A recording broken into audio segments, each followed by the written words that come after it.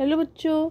तो आज हम इस वीडियो में करेंगे pressure, wind storm and cyclones का पार्ट 3। तो आइए देखते हैं। ये क्लास 8th का साइंस का 6th चैप्टर है। तो चलिए स्टार्ट करते हैं।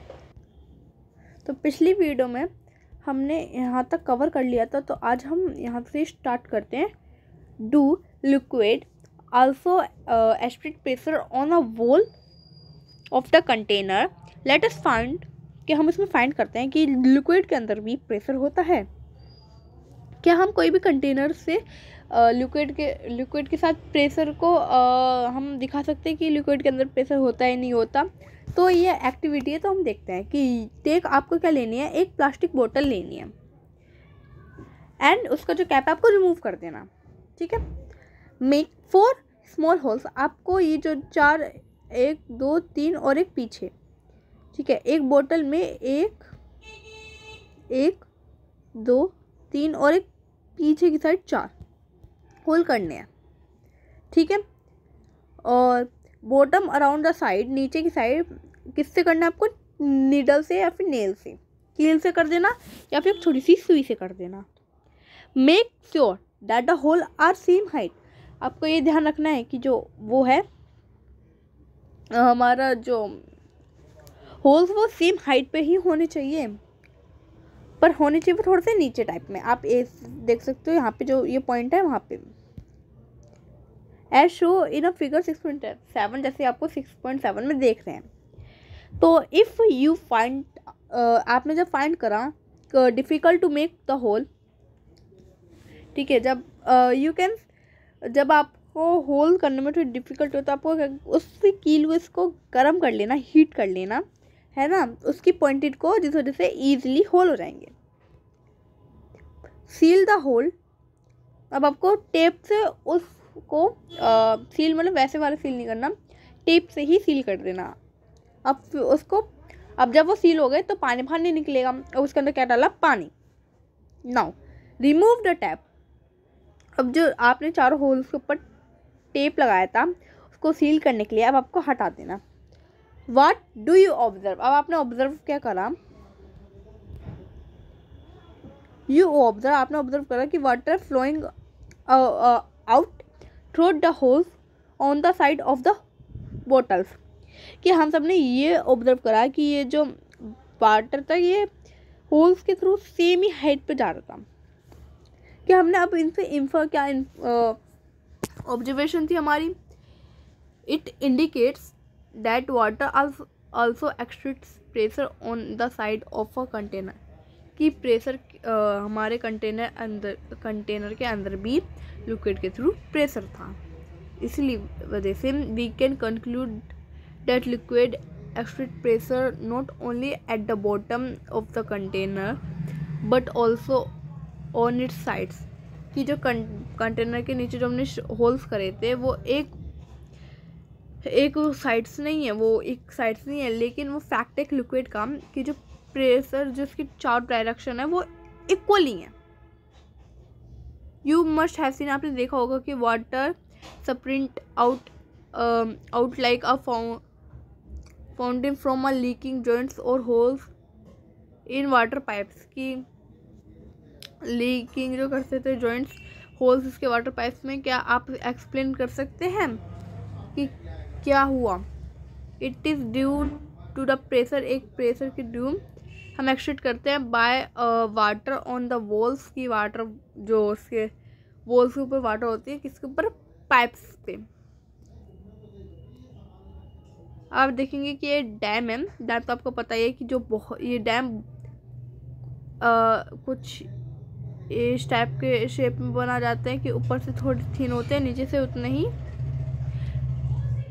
इनके थोड़ी ट्रायंगल की शेप होती है, क्योंकि ये जो बहुत प्रेशर में जो पानी आता है, ठीक है, प्रेशर में जो पानी आता है ना, तो वो अगर आप ऐसे रखेंगे तो वो झेल नहीं पाएगी। तो इस वजह से उसको थोड़ा इस टाइप से बनाते हैं कि वो थोड़ा झेल ले, थोड़ी इस टाइप से बनाते हैं कि जो पानी है वो झेल ले फाटो को, फिर इस तरह से यहाँ पे क्या हो जाए, फ्लो कर ले, क्या कर ले, फ्लो कर ले।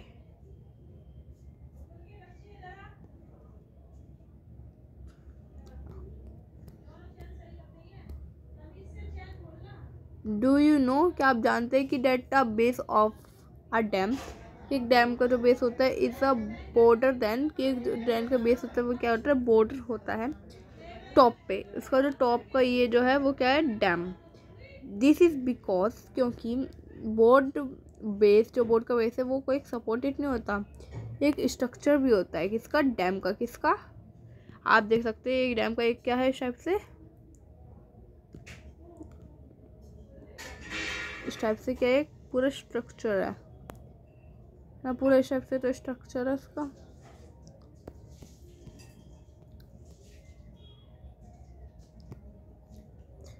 और वो हॉरिजॉन्टली बना जाता है, क्यों, जिस वजह से इसका जो नीचे का वाटर का जो प्रेशर है वो उसको क्या कर ले, डैम, या फिर वो उसे झेले, मतलब उसको इतनी स्ट्रॉन्ग गैस से बनाया जाता है कि बहुत तेज प्रेशर में जो पानी आता है वो उस डैम को झेल लेता है।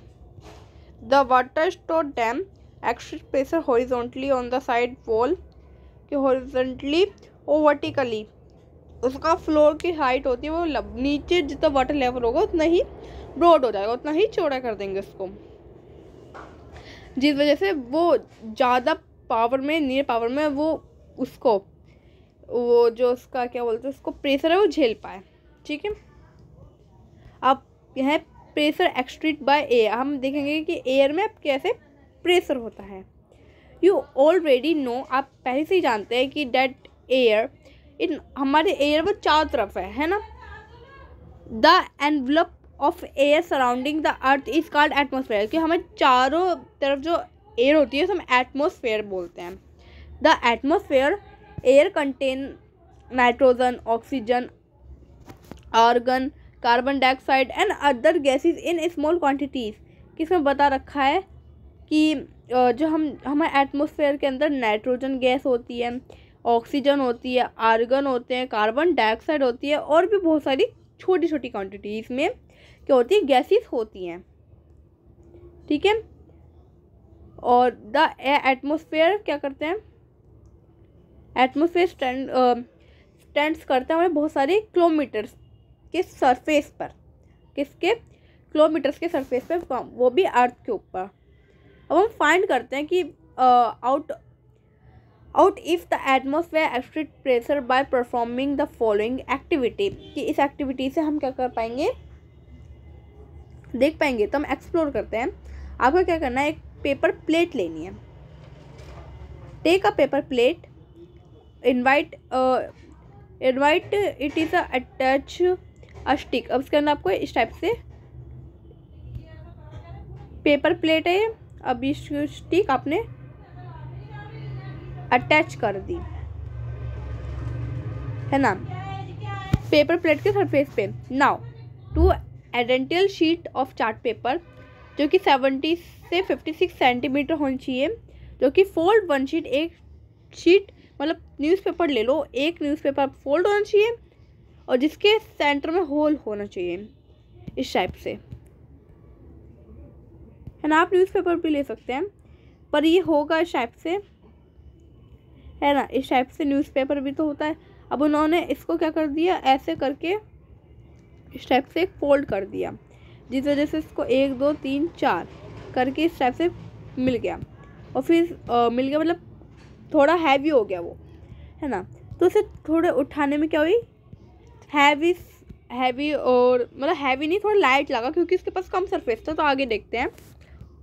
द फोल्डर चार्ट पेपर, जो चार्ट पेपर था फोल्डर शीट जो थी वो बिग इनफ में stick of come out of the place, जितना कम स्पेस लेगी, मैंने पहली वीडियो में भी बता रखा है कि कोई भी ऑब्जेक्ट की जितना भी कम स्पेस लेगा उतना ही हमें कम हैवी लगेगा, और जो भी सरफेस जितना भी ज़्यादा स्पेस घेरेगा उतना ही ज़्यादा हमें हैवी लगेगा, है ना। तो इसमें यही है, यही चीज़, ये इसी की एक्टिविटी के थ्रू यही बताया गया है कि प्लीज़ हमने इसको ऐसे डबल फोल्डेड कर दिया, तो आप सोचेंगे तो कम सरफेस है और थिक हो जाएगा तो और मोटा लगेगा, नहीं।